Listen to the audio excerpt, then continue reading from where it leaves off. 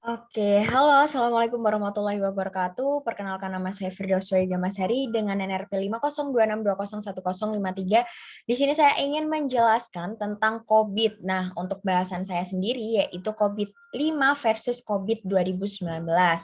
Nah, untuk yang pertama-tama kita harus mengetahui terlebih dahulu apa itu COVID. Nah, jadi di sini COVID itu merupakan kerangka kerja untuk tata kelola dan manajemen informasi dan teknologi perusahaan yang ditujukan untuk seluruh perusahaan. Nah, COVID sendiri ini didefinisikan yaitu sebuah komponen dan faktor desain untuk membangun dan mempertahankan sistem tata kelola yang paling sesuai dengan organisasi.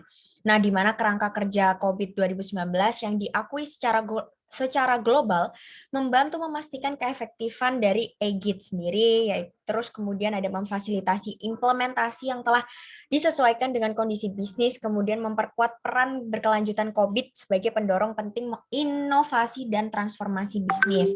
Nah, mengapa adanya perubahan? Nah, tadi kan juga sudah ada perubahan, kenapa adanya dari COVID-5, terus kenapa harus berubah menjadi COVID 2019. Nah, COVID-5 ini tuh diterbitkan pada tahun 2012. Nah, sejak saat itu kerangka kerja dan standar lainnya telah berkembang, menghasilkan landscape yang berbeda.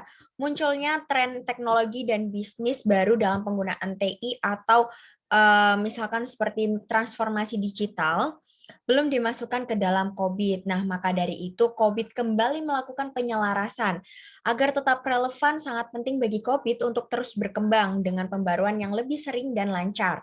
Panah merah pada logo COVID 2019 itu merupakan lambang gagasan evolusi berkelanjutan ini. Selain itu, untuk memastikan kontrol versi yang efektif, semua pembaruan di masa mendatang akan dilakukan dengan tahun yang sesuai dengan rilis panduan terbaru. Nah, jadi yang dimaksud dengan panah merah pada logo COVID itu seperti ini, teman-teman. Panah O-nya itu tadi kan digambarkan dengan lambang panah itu tadi.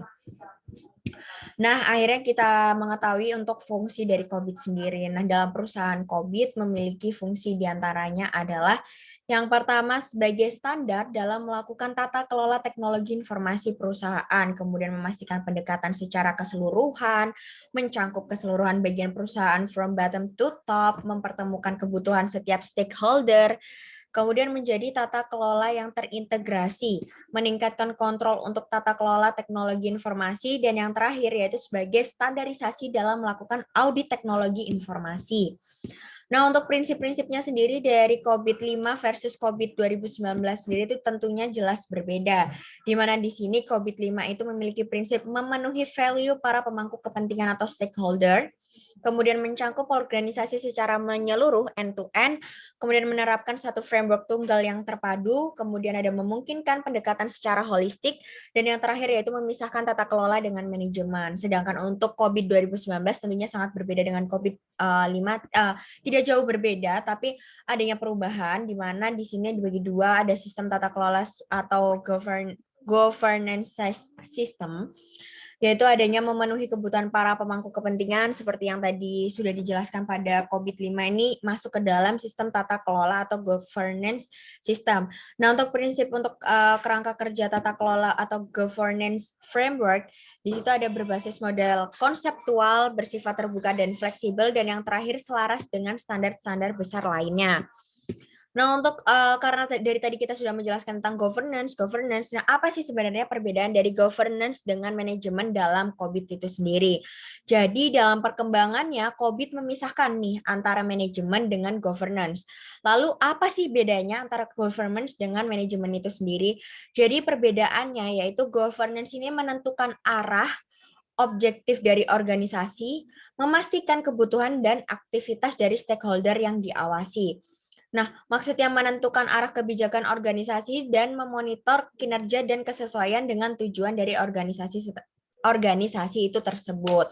Itu yang istilahnya pekerjaan atau definisi dari governance sendiri. Nah, sedangkan untuk tugas dan tujuan dari manajemen adalah merencanakan, membangun, melaksanakan arahan yang telah ditetapkan oleh governance atau secara jahatnya lah ya istilahnya kata-katanya ini sebenarnya manajemen itu anak buahnya dari governance itu sendiri karena governance ini yang sudah kayak menentukan semuanya sedangkan manajemen ini hanya sebagai pelaksana saja.